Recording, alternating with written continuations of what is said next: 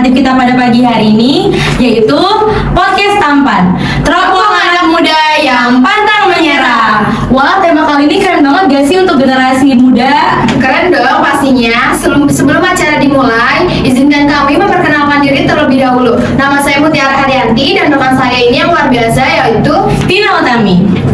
Oke, sebelum kita mulai acara hari ini, gimana sih kabar kamu sih pagi hari ini? Alhamdulillah kabar aku baik. Gimana Kak Tina sendiri kabarnya? Alhamdulillah kabar aku juga baik. Alhamdulillah. Nah, Pasti teman-teman di sini sudah tidak sabar lagi kan? Yuk kita langsung mulai saja acaranya. oke. Guys, di sini kita udah ada dua narasumber nih, yaitu Mas Adi Makayasa dan juga Mas Rasal Lazimi. Selamat pagi. Nah, aku mau nanya dulu nih sebelumnya, gimana sih kabar Mas Rasal Lazimi dan juga Mas Adi pagi hari ini? Alhamdulillah. Alhamdulillah baik. Udah sarapan Mas? Udah sarapan? Aman? Sejauh ini belum. Oh, belum. Habis ini kita sarapan bareng-bareng ya. Mari. Nah, kalian pada penasaran gak sih siapa sih narasumber kita ini? Yang pertama aku mau kenalin dulu, yang ada di sebelah sini ada Mas Adi Makayasa. Mas Adi ini merupakan seorang mahasiswa komunikasi yang memiliki banyak pengalaman hidup. Beliau juga merupakan sosok inspiratif yang dikenal dengan semangat pantang menyerahnya. Beri tepuk tangan untuk Mas Adi Makayasa. Yeay! Oke, Kak Muti boleh dikenalin gak sih narasumber kita yang udah manis banget, yang Tampan banget ya hari ini? Oke, boleh banget dong pastinya. Selanjutnya kita juga memiliki narasumber nih yang tak kalah hebat loh, yaitu Rasal Lazimi. Rasal adalah seorang mahasiswa muda yang tak kalah keren loh. Beliau dikenal sebagai sosok yang penuh semangat dan energi positifnya untuk menghadapi tantangan baru. Mari kita beri tepuk tangan untuk Rasal Lazimi. Terima kasih. Terima kasih kepada narasumber kita yang sudah hadir dan siap berbagi pengalaman kita untuk semua. Nah, kita langsung aja nih guys untuk bertanya-tanya nih kepada dua narasumber kita yang udah tampan-tampan banget nih. Boleh dong Kak Muti dimulai pertanyaannya? Nah, kalau dari narasumber kita yang tampan-tampan ini, menurut Mas Adi dan Mas Rasal, gimana sih cara kalian untuk memandang kegagalan dalam perjalanan hidup kalian untuk menuju kesuksesan? Boleh dari Mas Adi dulu. Mungkin saya menjawab ya Mas ya. Mari. Ya. Ya, siapa dulu tuh? Diatur lah Mas. Senior saya ini. Waduh. Ya mungkin kalau dari saya sendiri ya, kegagalan itu pasti ada nih dari setiap orang. Kegagalan itu datangnya pasti dari kita sendiri nih. Dari awal kita kesalahan masa lalu atau kesalahan pilih dari yang kita pilih dahulu menjadi kegagalan, kita memperbaiki lagi nih ke depannya. Nah, kegagalan sendiri itu pasti menjadi pembelajaran untuk ke depannya nih, menjadi lebih baiknya lagi. Kita evaluasi dari kita tentang apa nih yang menjadi titik balik kita untuk menjadi lebih baik lagi nih gimana. Mungkin begitu Mas. Nah, kalau dari Mas Rasal sendiri gimana nih menurut pendapat Mas Rasal? Sebelum saya jawab, saya mau terima kasih dulu nih. Ada. Sama-sama. Karena saya satu frame sama senior saya ini bagus sekali. Merasa bangga sekali ya. Enggak, saya bangga. Merasa terhormat sekali nih bisa berdampingan sama Mas Adi di acara kita ya. Ya, balik ke pertanyaannya, untuk gagal itu ya memang bagian dari sebuah perjuangan kita, bagian dari part of the game lah ibaratnya. Bahwa sebenarnya kegagalan itu bukan bagian dari keterpurukan kita, justru awal dari kebangkitan itu kita harus mulai dari kegagalan tersebut. Makin banyak kegagalan itu justru harusnya semakin banyak pelajaran kita dapat gitu. Bagaimana kita bisa mengolah kegagalan tersebut menjadi suatu hal yang bisa kita motivasi diri kita, bahwa kita jangan sampai terpuruk pada lubang yang sama, biar kita kedepannya bisa mengimprove diri kita, biar bisa mengangkat kembali diri kita ini menjadi jauh lebih baik dan insan-insan berguna seperti itu Mbak. Oh, berarti terus berimprove ya walaupun Iya. udah menghadapi kegagalan tetap terus berusaha Ya, berimprove. kita harus tetap keep up lah, jangan sampai gagal itu udah terpuruk kita seperti itu. Nah, kalau dari Mas Rasal sama Mas Adi sendiri ada nggak sih nih kayak waktu itu pernah mengalami kegagalan apa, terus bagaimana sih cara kalian menghadapinya gitu supaya tidak menyerah, supaya tidak stuck di situasi itu gitu? Mungkin saya dulu kali Mas ya. Boleh. Boleh, Mas Rasal nih udah kayak banget soalnya kayaknya. Saya ini. Kalau masalah kita menghadapi kegagalan itu yang pasti pertama jangan pernah menyerah. Menyerah itu udah suatu hal yang haram lah kita. yang harus kita tanamkan pada diri kita harus ingat apa yang membuat diri kita ini terus berdiri, terus bisa berjalan di track kita ini apa. Kalau saya terus menanamkan pada diri saya harus ingat kepada orang tua saya itu nggak pernah menyerah menyekolahkan saya, terus berjuang untuk saya mau apa itu selalu diberi walaupun bukan yang terbaik bagi saya, itu ya udah usahanya orang tua saya, itu harus kita hargai. Terbaik. Nah itu terbaik. Lalu kedua saya pasti Tuhan saya selalu menyatakan kemana-mana bahwa semua itu yang telah kita rancang, jika mengalami kegagalan mungkin suksesnya lain kali, mungkin suksesnya di jalan yang lain yang lebih baik yang sudah disiapkan oleh Tuhan. Makanya saya menyikapi suatu kegagalan itu tidak dengan menyerah. Dan kan kita harus fokus apa nih yang buat kita lebih semangat lagi ke depannya, lebih keep up lah. Jangan sampai teman-teman mungkin pendengar ini kalau udah gagal, udahlah bukan jalan kita. Memang bukan jalannya, tapi ada jalan lain yang harus kita coba. Lebih baik lagi. Lebih baik itu, karena rencananya itu pasti lebih banyak lagi ke depannya. Berarti di sini kita tahu bahwa kalau misalkan mau mencapai sesuatu bukan cuma tentang ambisi diri kita, tetapi motivasi dari keluarga ataupun teman ataupun masyarakat punya pacar gitu, jadi motivasi juga. Banyak kalau itu. Waduh, Jangan disebut. Enak takutnya nonton. ketahuan ya nanti. Makanya dibongkar-bongkar. Aduh, kalau dari Mas Adi gimana nih Mas Adi? Kalau saya menanggapi kegagalan itu ya, saya nggak pernah menyalahkan orang tua saya. Mungkin itu jadi pembelajaran saya nih. Sebenarnya orang tua saya itu nggak pernah salah mendidik saya tuh. Mulai dari umur saya 1 sampai dengan 18 tahun sudah mendidik saya dengan cukup baik, dengan kasih sayang yang baik, dengan pendidikan yang cukup, sehingga di usia 18 tahun itu saya memilih yang terbaik. Itu kegagalan yang terjadi itu udah bukan salah mereka. Udah tanggung Itu jawab salah Mas tanggung Adi jawab ya? saya nih. Saya udah milih langkah ke depan ini, seharusnya saya bisa tanggung jawab dengan apa yang saya pilih. Nah, dengan kata lain, kegagalan itu nggak bisa disalahkan juga ya ke teman, Ke orang tua. ke orang tua. Ke nasib tuh biasanya kan anak-anak muda pada suka adu nasib tuh. Nggak bisa juga tuh kayak gitu. Apalagi zaman sekarang ya, anak-anak muda sekarang nih yang Gen Z sekarang yang bilang Mas ya? Iya. Apa Rasanya Gen Z apa? Mas. Gen Z kalau sekarang Gen Z ya. kayak kita nih gitu. Oh iya betul. Itu nggak bisa kita ikutin guys. Anak sekarang tuh yang menurut saya nih, saya lihat dari teman-teman saya sekitar atau di bawah kita Iya. sekalian pun kayaknya sebentar mengeluh. Sebenarnya itu yang nggak bisa yang kayak gitu tuh. Gimana kalau dibalik lagi ke zaman, nggak usah zaman dulu deh, kayak angkatan kita dulu Mas. Sebelumnya aja ya. Iya, yang Sebelum-sebelumnya 2010. yang belum jauh-jauh banget dari sekarang ya. Yang belum kenal yang aneh-aneh. Iya. Gak boleh gitu sebenarnya sih. Menurut saya ya, generasi sekarang tuh harusnya bisa lebih baik lagi dari generasi sebelumnya yang udah menjadi apa ya Mas? Ya udah yang terdepan aja. Yang terdepan lagi gitu. Mungkin gitu sih. Oke. Pertanyaan selanjutnya nih, bisa diceritain gak sih momen tersulit yang pernah kalian alami dalam perjalanan hidup, dan gimana sih cara kalian mengatasi tantangan tersebut untuk tetap bertahan? Boleh dari Mas Rasal dulu. Mas Asal ada momen tersulitnya, misalkan dari dulu waktu mau coba angkatan militer ataupun APO ataupun tiba-tiba jadi kuliah di sini gitu, gimana Mas? Boleh ceritain momen tersulitnya Mas? Mungkin momen tersulit itu pada saat saya tahun 2022 itu saya lulus SMK, saya coba daftar gitu Pak di aku boleh Polri itu Tamtama saya daftar, lalu di Brimopnya Polri saya daftar, kan kebetulan Tamtama, ijazah saya kan SMK di situ.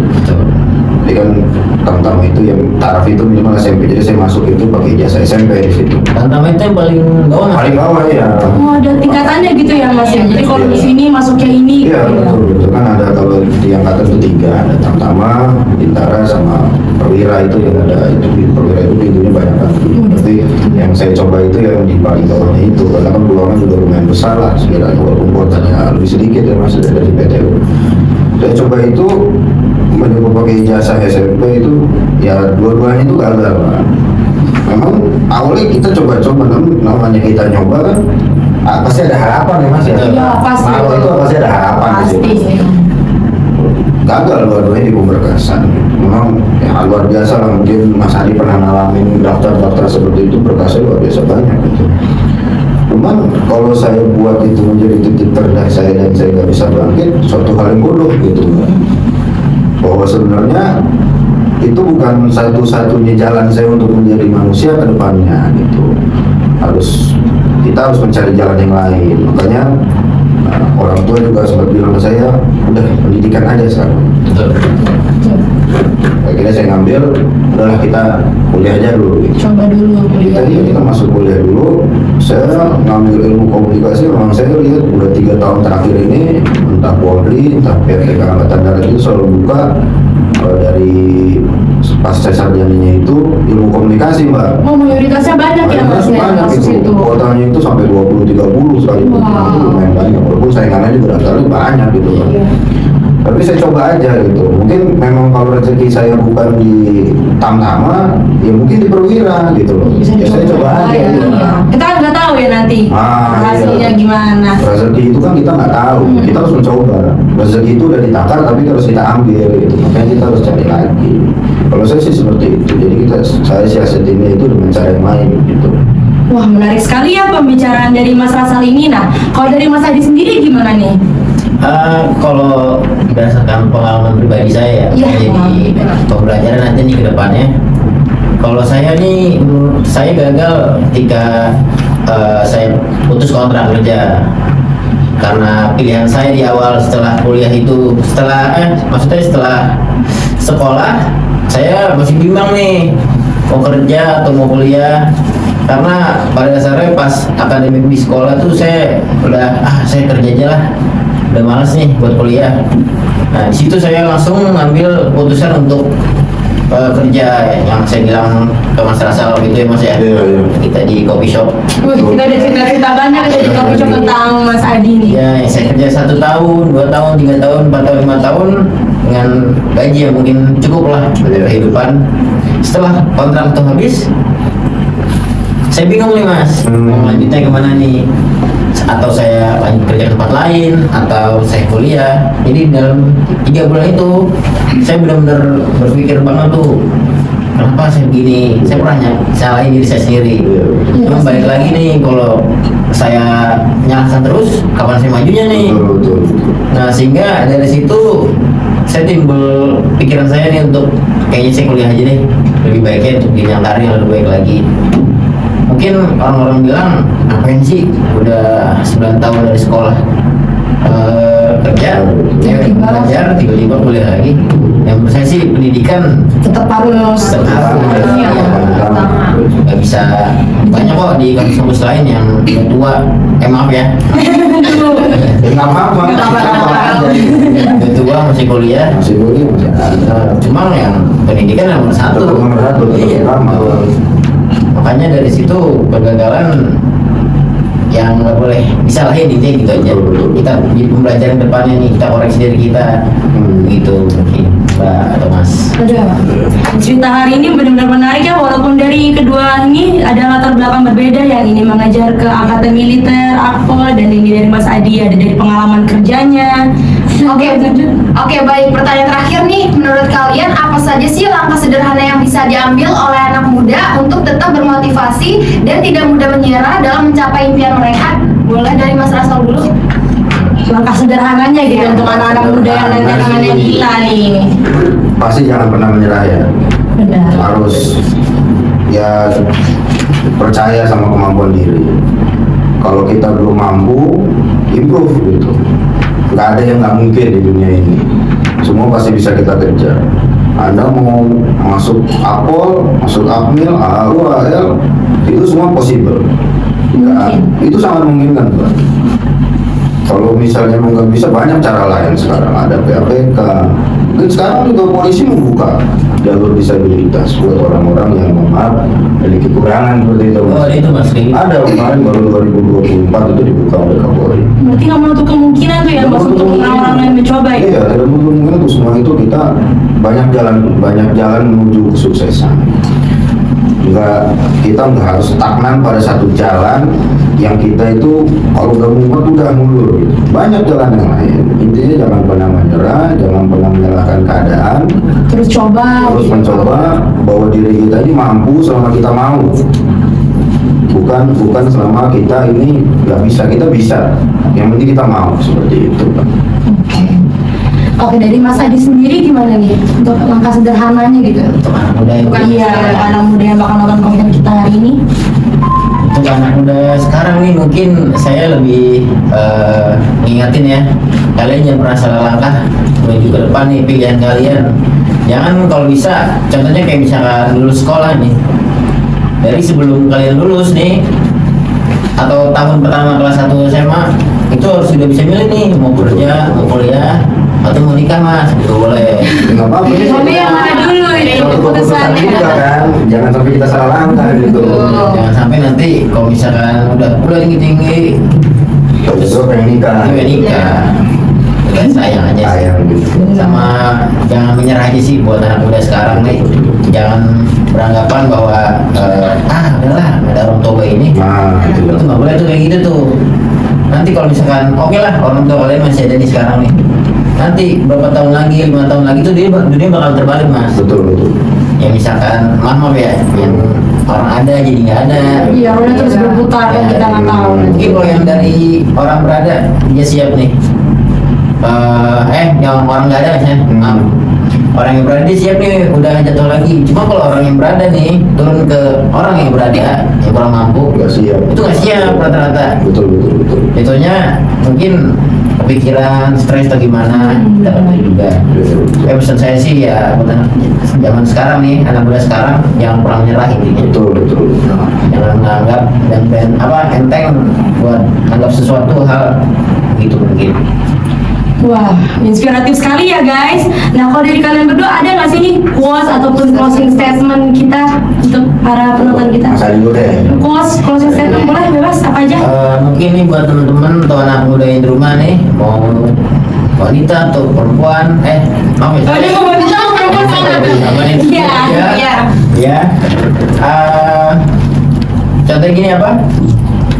Nyari kerja lebih capek dibanding kerja, itu yang orang-orang pasti Iya, betul. beranggapan begitu Mas ya. Jadi jangan pernah ngeluh nih ntar kerja apa kita dapat capek Iya. capek itu kayak menurut saya kurang aja gitu. Kurang. Iya. Kayak gitu aja sih. Ya. Dari Mas Rasa gimana? Quotes atau closing statement? Cukup ya sebenarnya. Cuman saya nambahin dikit aja, penting kita Boleh. jangan gengsi. Iya, dikit banyak boleh bebas untuk Mas Rasa. Penonton ini pasti gini lah. Kita kadang anak muda nih gengsi setinggi langit gitu. Melihat orang misal punya motor baru, mobil baru, pengen gitu. Ya, jangan itu, kita santai aja sama diri kita, ini bukan tentang kompetisi kok gitu. Yang penting kita mau, yang penting kita bisa, semua bakal possible buat kita. Iya, pastinya. Kalau yang terakhir sih saya cuma bilangin ini aja, ya tentang masalah menyerah, saya cuma punya quotes sedikit lah. Ada. Apa tuh? Boleh di-spill quotes-nya nih Mas Rasa. Sakitnya lelah itu sementara, tapi sakitnya menyerah itu selamanya.